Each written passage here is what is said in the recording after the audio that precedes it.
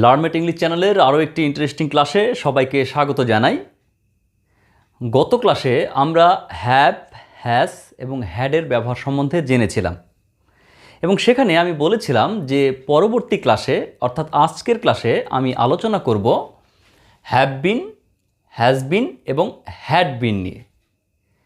Have been, has বিন এবং had been কোথায় কোথায় ব্যবহৃত হয় তা আজকের ক্লাসে আমরা ক্লিয়ার হব। তো আজকের ক্লাসটি আমরা একটা ছোট্ট ঘটনার মধ্য দিয়ে শুরু করছি। ধরো তুমি বাড়িতে বসে পড়ছো এবং তোমার মা বাইরে গিয়েছিল।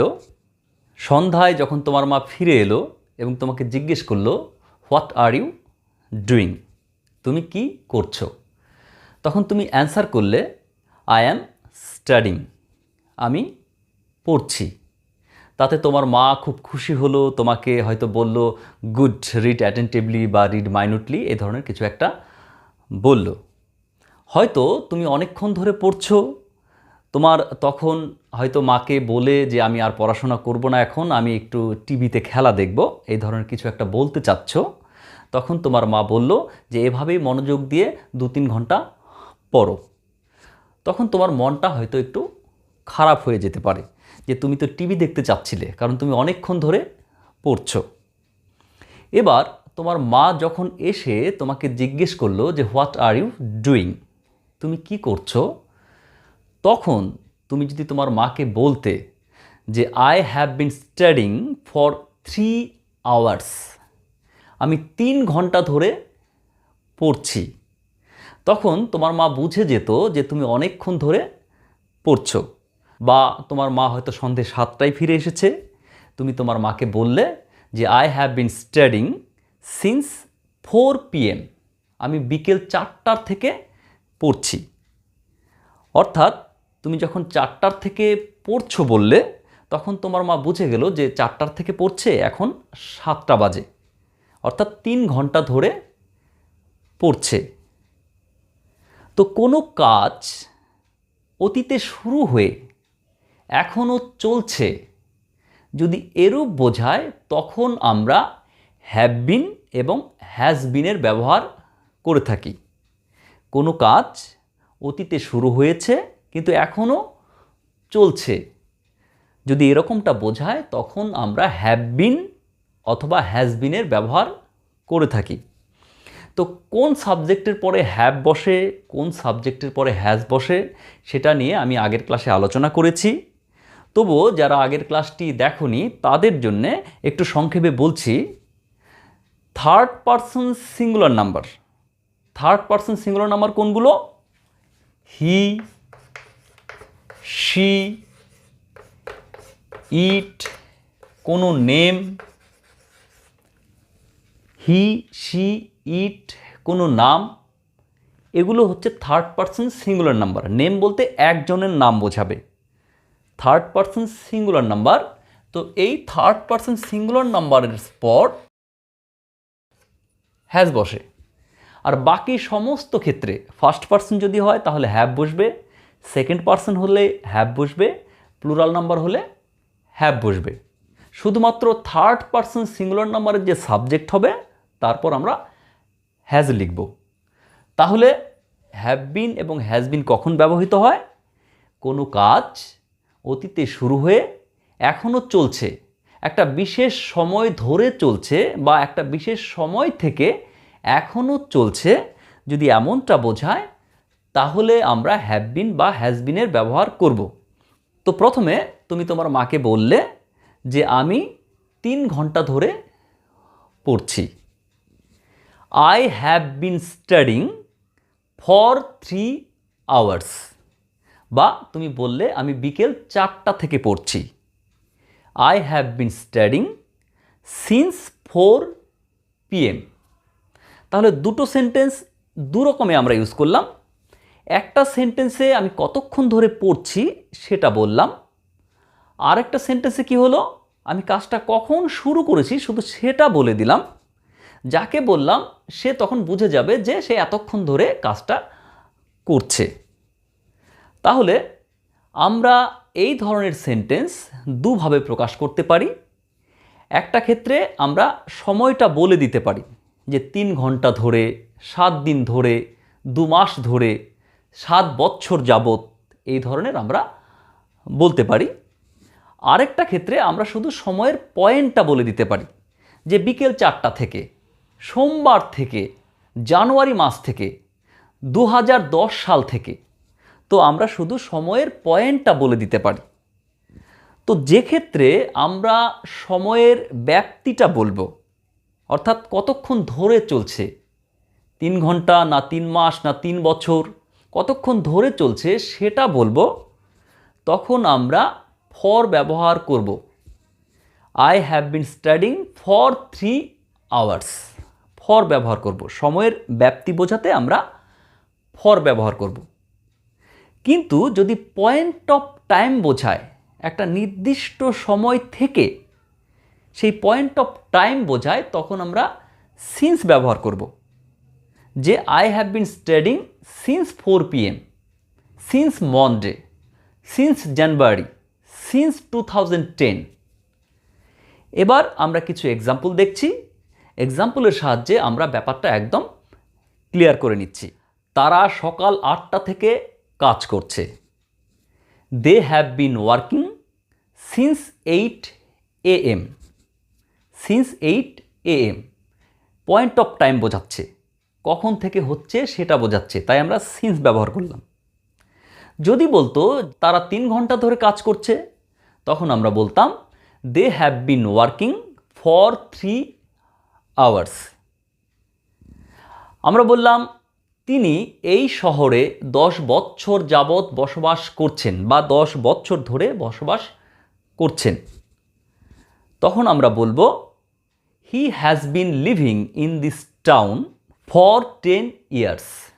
10 বছর ধরে বা 10 বছর যাবৎ।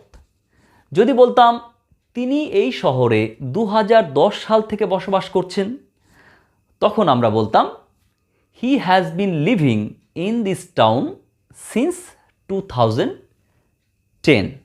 যদি বলা হয় তুমি সকাল থেকে ঘুমাচ্ছ, তুমি সকাল থেকে ঘুমাচ্ছ, you have been sleeping since morning. যদি বলা হয় তুমি 5 ঘন্টা ধরে ঘুমাচ্ছ, তখন আমরা বলবো you have been sleeping for 5 hours. এবার নেগেটিভ সেন্টেন্সে এই ধরনের সেন্টেন্স আমরা কিভাবে লিখব বা বলবো। বলা হলো তুমি 3 দিন ধরে পড়ছো না, তুমি 3 দিন ধরে পড়ছো না।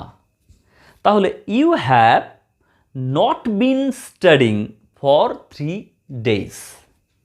ইউ হ্যাভ নট বিন, তাহলে সাবজেক্টের পর আমরা হ্যাভ বসালাম, তারপরে কিন্তু নট বসালাম, তারপর been. Have not been, has not been. তাহলে তুমি 3 দিন ধরে পড়ছো না, you have not been studying for 3 days. সে 7 দিন ধরে স্কুলে আসছে না। He has not been coming to school for 7 days. সে 7 দিন ধরে স্কুলে আসছে না। এবার যদি প্রশ্ন করা হয়, তখন আমরা কিভাবে করব?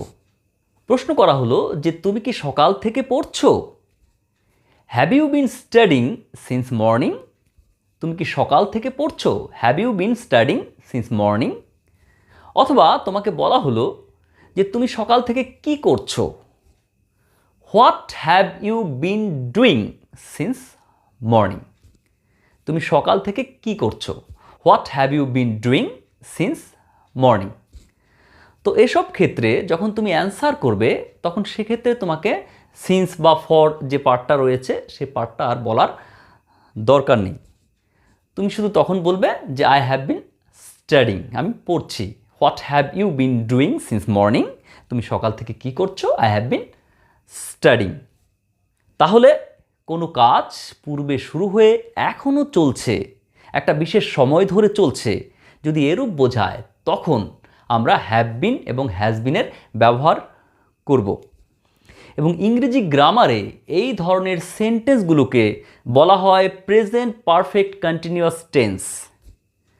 প্রেজেন্ট পারফেক্ট কন্টিনিউয়াস টেন্সের উপর একটা পূর্ণাঙ্গ ভিডিও আমার করা রয়েছে, আই বাটনে তোমরা তার লিঙ্ক পাবে এবং ডেসক্রিপশনেও আমি তার লিঙ্ক দিয়ে দেব, তোমরা একবার চেক আউট করে নেবে। এবার আসছি হ্যাড বিনের ব্যবহারে। হ্যাড বিন আমরা কখন ব্যবহার করি? তার আগে কোন সাবজেক্টের পরে আমরা হ্যাড বসাই? সমস্ত সাবজেক্টের পরেই আমরা হ্যাড বসাই। First person, second person, third person, singular, plural, যত ধরনের সাবজেক্ট রয়েছে সবার পরেই আমরা হ্যাড ব্যবহার করব। এবার হ্যাড বিন কখন ব্যবহার করব? কোনো কাজ অতীতে একটা বিশেষ সময় ধরে চলছিল, সেটা কোনো নির্দিষ্ট সময় থেকেও হতে পারে, অথবা একটা বিশেষ সময় ধরে চলছিল বা একটা বিশেষ সময় যাবৎ চলছিল, এরূপ বোঝায়, তখন আমরা হ্যাড বিনের ব্যবহার করব। বলা হলো সে সকাল থেকে পড়ছিল। He had been studying since morning. সে 3 দিন ধরে কাজটি করছিল। He had been doing the work for 3 days। তারা সকাল থেকে খেলছিল। They had been playing since morning. তারা 3 ঘন্টা ধরে খেলছিল। They had been playing for 3 hours। তিনি জানুয়ারি মাস থেকে উপন্যাসটি লিখছিলেন। He had been writing the novel since January. এবার আরও একটি ক্ষেত্রে আমরা হ্যাড বিনের ব্যবহার করতে পারি, সেটি হচ্ছে অতীতে দুটো কাজের মধ্যে যে কাজটি পূর্বে সংগঠিত হচ্ছিল, অর্থাৎ আগে হচ্ছিল, সেক্ষেত্রে আমরা হ্যাড বিনের ব্যবহার করতে পারি। যেমন আমি বললাম যে বাবা আসার পূর্বে আমরা খেলছিলাম। We had been playing before father came. এক্ষেত্রেও আমরা আগের দিন পাস্ট পারফেক্ট টেন্সের যে এক্সাম্পল দেখছিলাম, একই রকমভাবে এখানে পরে যে কাজটি সংগঠিত হচ্ছে সেক্ষেত্রে আমরা পাস্ট ইনডিফিনিট টেন্সের সূত্র ইউজ করব, অর্থাৎ সাবজেক্ট প্লাস ভার্বের সেকেন্ড ফর্ম ইউজ করব। We had been playing before father came. We had been playing, আমরা খেলছিলাম বাবা আসার পূর্বে। বিফোর ফাদার কেম, যখন রূপা এসেছিল তখন আমরা টিভি দেখছিলাম। We had been watching TV when Rupa came, যখন রূপা এসেছিল। বর্ষা নামার পূর্বে আমরা 3 মাস মাঠে কাজ করছিলাম। We had been working in the field for 3 months before the rainy season started. বর্ষা ঋতু শুরু হওয়ার পূর্বে। এবার এই ধরনের সেন্টেন্সগুলোকে ইংরেজি গ্রামারে বলা হয় past perfect continuous tense. Past perfect continuous টেন্সের উপরেও আমি একটা আলাদা ভিডিও করে রেখেছি, তোমরা একবার চেক আউট করে নেবে। তাহলে আমরা প্রেজেন্ট পারফেক্ট কন্টিনিউয়াস টেন্স এবং পাস্ট পারফেক্ট কন্টিনিউয়াস টেন্সে হ্যাজ বিন, হ্যাভ বিন এবং হ্যাড বিনের ব্যবহার করে থাকি। এছাড়াও আরও দুটো ক্ষেত্রে আমরা হ্যাজ বিন, হ্যাভ বিন এবং হ্যাড বিনের ব্যবহার করে থাকি। ধরো তুমি বললে যে আমি কাজটি করেছি। আমি কাজটি করেছি কোন টেন্স? Present perfect tense. আমি কাজটি করেছি, I have done the work. যদি কথাটিকে আমরা বলি কাজটি আমার দ্বারা করা হয়েছে, তখন আমরা কিভাবে বলবো? তখন কিন্তু আমাদের বলতে হবে the work has been done by me. The work has been done by me. The bird has been seen by me. The match has been won by them. অর্থাৎ আমরা যখন প্যাসিভ ভয়েসে প্রেজেন্ট পারফেক্ট টেন্সের সেন্টেন্সগুলো use করব, তখন কিন্তু আমাদের has been অথবা have বিনের ব্যবহার করতে হবে। প্যাসিভ ভয়েসে প্রেজেন্ট পারফেক্ট টেন্সের সেন্টেন্সগুলো যখন আমরা বলবো, the tiger has been seen by him. The flowers have been plucked by Rita. তো এই ধরনের সেন্টেন্সগুলো বলতে আমরা কিন্তু হ্যাভ বিন অথবা হ্যাজ বিনের ব্যবহার করে থাকি। প্রেজেন্ট পারফেক্ট টেন্সের প্যাসিভ ভয়েসের সেন্টেন্স। একই রকমভাবে পাস্ট পারফেক্ট টেন্সের সেন্টেন্সগুলো যখন আমরা প্যাসিভ ভয়েসে বলবো তখনও কিন্তু আমরা হ্যাড বিনের ব্যবহার করে থাকি। The work had been done by me, আমার দ্বারা কাজটি করা হয়েছিল। The iPhone had been bought by Rita, আইফোনটি রিতার দ্বারা কেনা হয়েছিল। The movie had been watched by them, the book had been read by me, বইটি আমার দ্বারা পড়া হয়েছিল। The class had been attended by us, ক্লাসটি আমাদের দ্বারা অ্যাটেন্ড করা হয়েছিল। তাহলে আশা করি বুঝতে পেরেছ কোথায় আমরা হ্যাভ বিন, হ্যাজ বিন এবং হ্যাড বিনের ব্যবহার করে থাকি। আজকের ক্লাসটি দেখার পর আশা করি have been, has been, had বিনের ব্যবহার সম্বন্ধে তোমাদের আর কোনো কনফিউশন থাকবে না। তাহলে আজকের ক্লাসটি আমি এখানেই শেষ করছি। দেখা হচ্ছে পরের ক্লাসে অন্য আরও একটি ইন্টারেস্টিং বিষয় নিয়ে।